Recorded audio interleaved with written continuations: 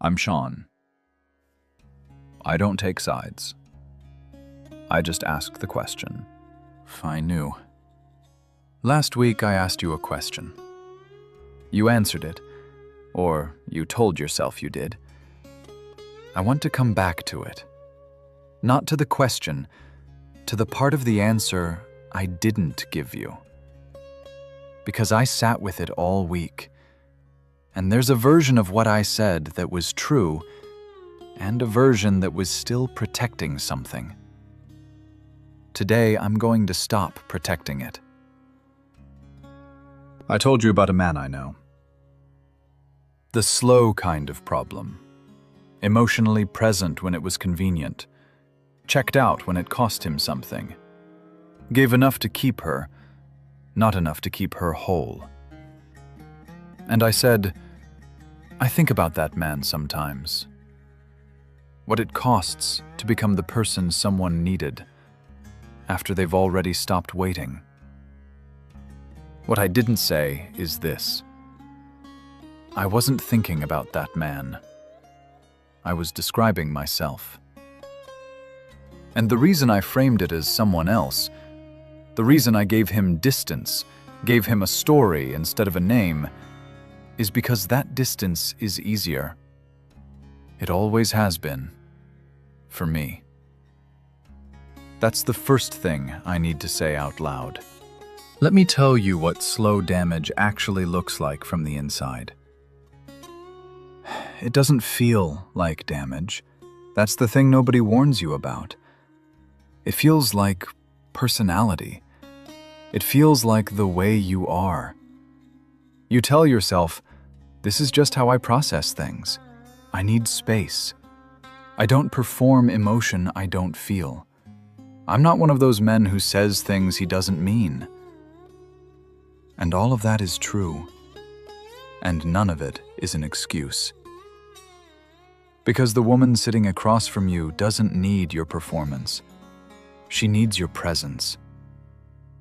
And presence isn't a feeling. Presence is a choice. A repeated, daily, unglamorous choice to stay in the room, emotionally, even when the room is uncomfortable. I was very good at being in the room physically.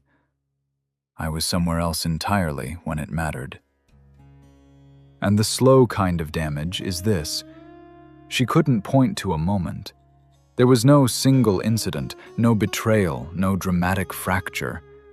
Just a pattern of absence so consistent, it eventually became the relationship. You can't grieve a pattern. You can only leave it. Here's the part I've never said out loud. I knew. Not everything, not in the way that implies cruelty or intention. I wasn't calculating the damage I was doing. But I knew. In the way that men know things they've decided not to examine, that I was giving less than she needed. I knew when she asked me how I was feeling, and I answered with what I was thinking instead. I knew when she reached for me in a way that needed something back, and I gave her something adjacent, something that looked like connection, but wasn't. I was fluent in the language of almost. Almost present. Almost open, almost the man she needed. And I told myself that almost was enough, because almost is easier than the full thing.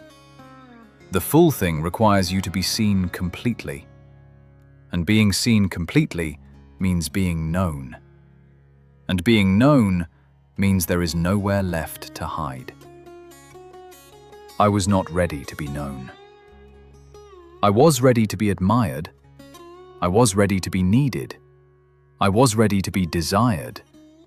But known, fully, without the composed exterior, without the vocabulary and the self-awareness and the watch and the life that signals I have things together. No, I was not ready for that. And she paid for my unreadiness.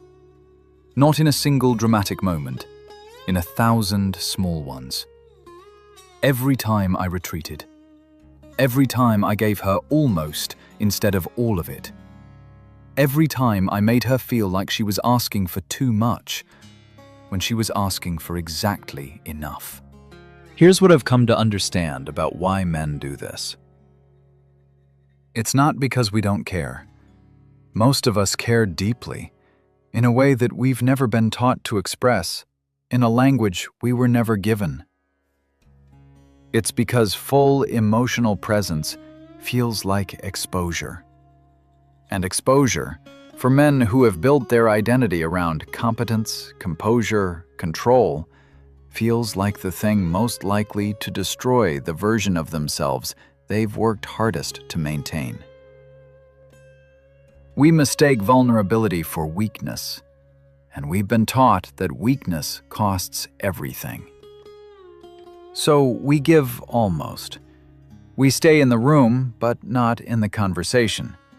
We provide, financially, physically, practically, and we call that love. Because providing is something we know how to do without being seen.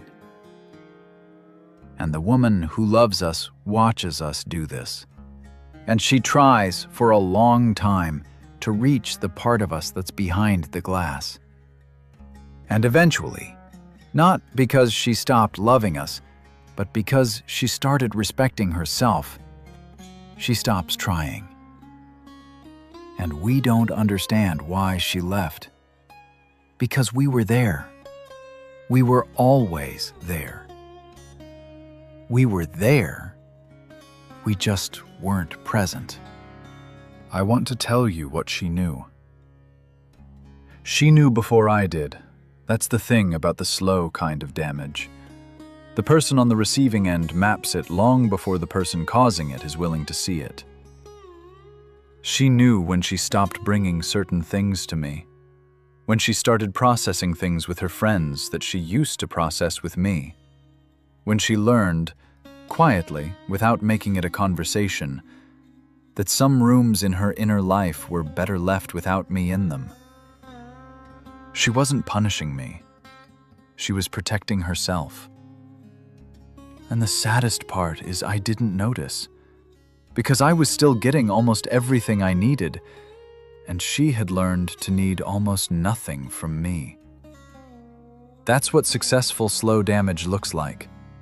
Not a relationship that's visibly broken, a relationship that has quietly reorganized itself around one person's limitations until the other person has made themselves so small that leaving is the only way to take up space again. She left to take up space again. That was correct. Now I want to ask you something. Not about me, about you. If you're a man watching this, how much of what I just described is familiar? Not as a story about someone you know, as a story about yourself. Because the slow kind of problem doesn't announce itself. It doesn't feel like failure. It feels like personality. It feels like the way you are. But the way you are is not fixed. It is a set of choices you stopped examining. And if you're a woman watching this, how long did you stay? Not because you were weak, but because the almost was just enough.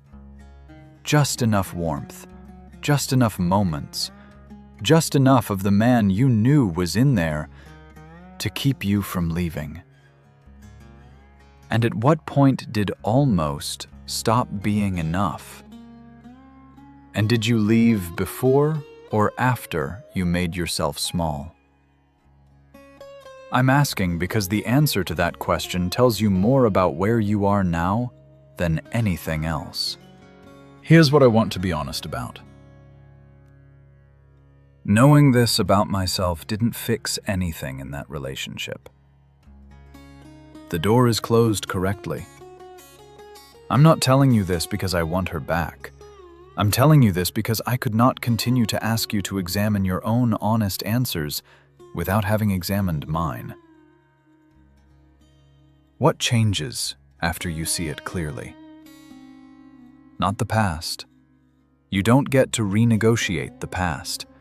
The damage happened. The leaving was correct.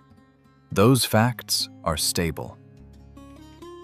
What changes is the next room you walk into. Because you now know which part of yourself you were hiding. You know what it cost. You know what it looks like from the outside, the almost, the retreat, the presence that wasn't presence. And you have a choice the person you were before didn't consciously have. Not to be perfect, not to perform vulnerability like it's a new skill you've acquired, to stay in the room, actually, when it costs something. That's the only thing that changes. And it's everything. So here is where I land. For the men.